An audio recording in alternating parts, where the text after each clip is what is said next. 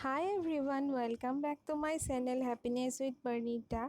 আজি মই আপোনালোকৰ ওচৰলৈ লৈ আহিছোঁ এটা ৰেচিপি যিটো আপোনালোকে সন্ধিয়া চাহৰ লগত খাব পাৰিব একদম সহজ গতিকে দেৰি নকৰি আমি ভিডিঅ'টোৰ মাজত আৰু গ'লোঁ ইয়া চাওক মই আলু কাটি লৈ কিনে এৰুৱাই লৈ কুকাৰত এটা হুইচেল মাৰি ল'লোঁ আলুখিনি সৰু সৰু টুকুৰা কৰি তেতিয়া সোনকালে সিজে সেইকাৰণে মই সৰু সৰু কৰিছোঁ আপোনালোকে যেনেকুৱা আপোনালোকৰ হিচাপত লৈ কিনে সিজাব পাৰিব আলুখিনি বইল হোৱাৰ পিছত আমি পিঁয়াজ কেঁচা জলকীয়া আৰু ধনিয়া সৰু সৰুকৈ এনেকুৱাকৈ মই কাটি লৈছোঁ আৰু লগতে লৈছোঁ এটা কণী ডিম এটা ভাঙি লৈ তাত মই ৰেড চিলি পাউডাৰ হালধি আৰু নিমখ অকণমান দি জাষ্ট মিক্স কৰি লৈছোঁ বেলেগ একো কৰা নাই এইখিনি আমি বেটাৰ হিচাপে পিছত ইউজ কৰিম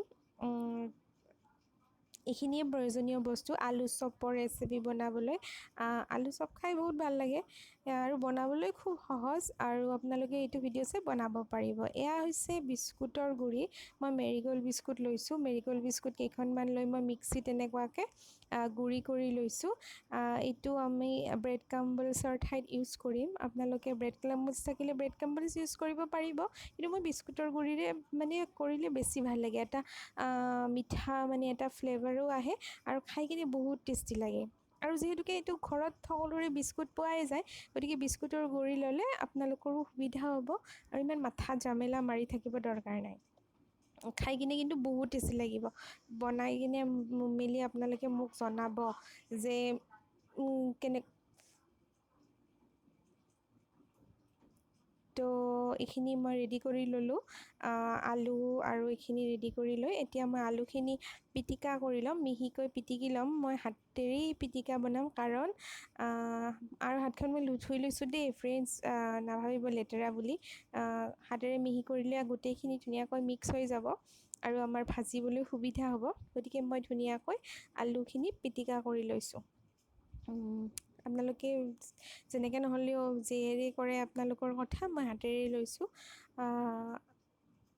আলু ইয়াত মেইন ইনগ্ৰেডিয়েণ্ট যিহেতুকে গতিকে আলু বেছিকৈয়ে ল'ব যে কিমানটা মানুহৰ হিচাপত বনাই সেইটো আপোনালোকৰ কথা মই ইয়াত 4জন মানুহৰ হিচাপত বনাইছোঁ এয়া চাওক কেৰাহীত তেল দি লৈছোঁ আলুখিনি ভাজিবৰ কাৰণে তেলখিনি মই গৰম হ'লে ইয়াত জিৰাৰ গুড়ি জিৰা গোটা জিৰা দি দিছোঁ চাওক গোটা জিৰাখিনি মই দি অকণমান ভাজি ল'ম তাৰপাছত মই আৰু কি দি দিওঁ চাই থাকক মই কৈ গৈ আছোঁ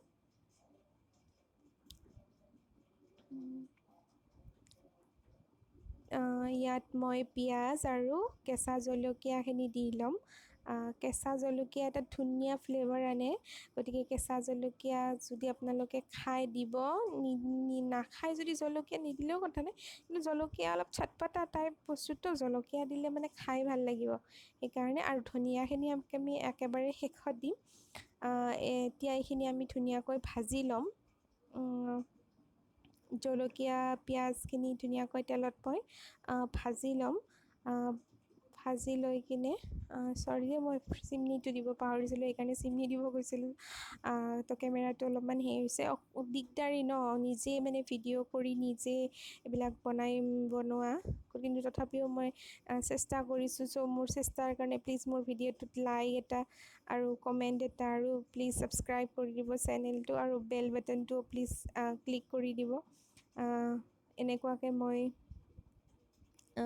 তেলত পিঁয়াজ আৰু জলকীয়াখিনি ভাজি ল'ম এয়া চাওক ফ্ৰেণ্ডছ মই দেখুৱাই লৈছোঁ আপোনালোকক মই গৰম মছলা আৰু জিৰাৰ গুড়ি অকণ লৈছোঁ এই দুবিধেই মেইন ইনগ্ৰেডিয়েণ্ট বাকী মই একো হালধি নিমখ আৰু বাহিৰে বাকী একো ইউজ নকৰোঁ জিৰাৰ গুড়ি এটা ধুনীয়া ফ্লেভাৰ আনে আৰু গৰম মছলাটো দিবই প্লিজ স্কিপ নকৰিব গোটা জিৰা দিছে বাৰু জিৰাৰ গুড়ি নিদিলেও কথা নাই কিন্তু গৰম মছলা প্লিজ দিব মই ভিডিঅ' কৰা নহ'ল চৰি মই আলুখিনি অলৰেডি দি দিলোঁ আৰু ইয়াত মই জিৰাৰ গুড়ি আৰু গৰম মছলাখিনিও দি লৈছোঁ দেখিছেই চাগে এতিয়া নিমখ দিম আৰু অকণমান হালধি দি মই এইখিনি ধুনীয়াকৈ ভাজি ল'ম একদম ভাজি ল'ম যাতে ইয়াৰ কেঁচা গোন্ধ বা এনেকুৱা ধৰণৰ মছলাৰ গোন্ধখিনি একদম নোহোৱা হৈ যায়।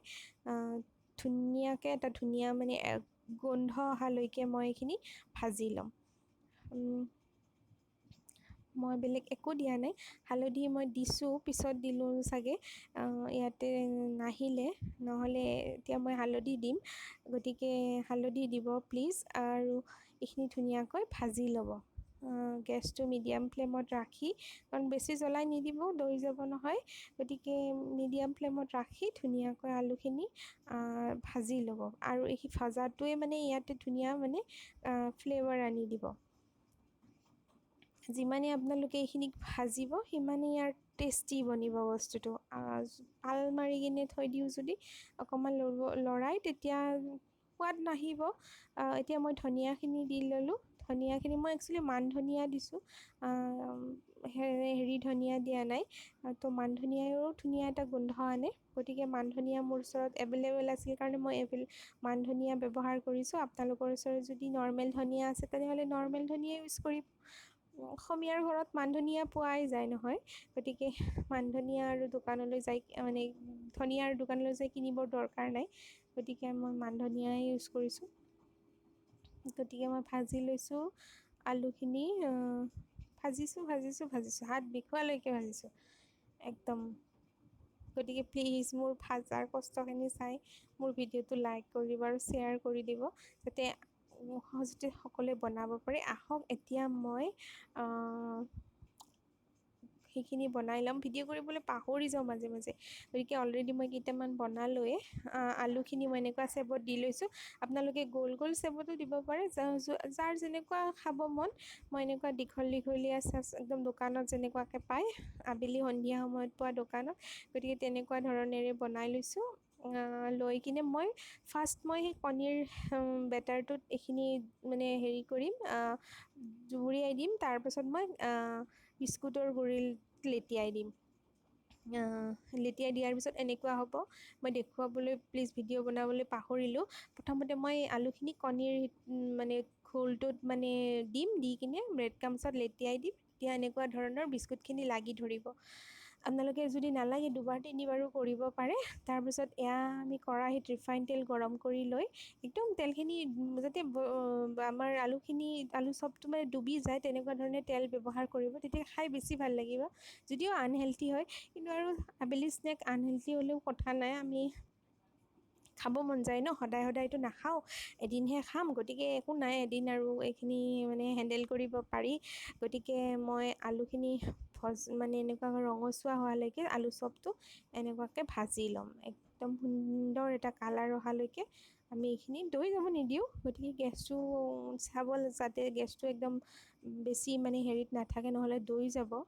যদিও ৰঙচুৱা হৈছে, আমাৰ কিন্তু দৈ যোৱা নাই, এটা ধুনীয়া কালাৰ আহিছে। কেমেৰাত হয়তো বেছি ৰঙা দেখাইছে, কিন্তু খাবলৈ কিন্তু ফ্ৰেণ্ডছ খুবেই টেষ্টি হয়। আৰু গৰমে গৰমে খাব চচৰ লগত, আৰু কি দোকানেও মানে আলু চপো পাত্তা নাপায়, বহুত টেষ্টি হয়। গৰম মছলা এইখিনি কাম কৰে। গতিকে আলু চপ ৰেডি হৈ গ'ল আমাৰ। আমি 4জন মানুহৰ কাৰণে বনাইছোঁ, 1 মিনিটতে চাফা একদম আমাৰ আলু চপ। নিজে নিজৰ প্ৰশংসা কৰাহে নহয়, কিন্তু বহুত টেষ্টি হৈছিলে সঁচাকৈ, আৰু সকলোৱে টেষ্টি হোৱা বুলিয়ে কৈছে, সেইকাৰণে মই ভিডিঅ'টো শ্বেয়াৰ কৰিছোঁ আপোনালোকৰ ওচৰত। আমি টমেট' কেটচাপৰ লগত খাইছোঁ, লগতে একাপ চাহৰ লগত খোৱাৰ মজাই বেলেগ। আৰু চাহ বনোৱা যিটো প্ৰচেছ বা চাহৰ যিটো কালাৰ মোৰ খুব ভাল লাগে, গতিকে একাপ চাহৰ লগত আলু চপ ক'বই নালাগে। চাহটো সকলোৱে বনাব জানে, মই আৰু চাহৰ বিষয়ে নকওঁ, মই জাষ্ট আপোনালোকক দেখুৱাবৰ কাৰণে এইখিনি বনাই থৈছোঁ। চাহৰ লগত সন্ধিয়াৰ চাহকাপ আৰু সন্ধিয়াৰ চাহৰ লগত খোৱা স্নেক্স মানে কথাই বহুত বেলেগ। ঠাণ্ডাৰ দিন হ'লেতো আৰু মজা, এতিয়া বাৰু গৰমৰ দিন একো নাই, কিন্তু ক'ভিডৰ কাৰণে যিহেতুকে বন্ধ চাৰিওফালে, ঘৰতে বনাই মেলি খাওঁ, তেতিয়া খায়ো ভাল লাগিব, মনটোও ভালে থাকিব, আৰু এটা মানে ইমান বেয়া নালাগিব আৰু। চাহখিনি এতিয়া মই বাকি ল'ম। তো আমাৰ আলু চপ ৰেডি। আলু চপ চাওঁ ফাইনেল মানে ফটো কেনেকুৱা হৈছে।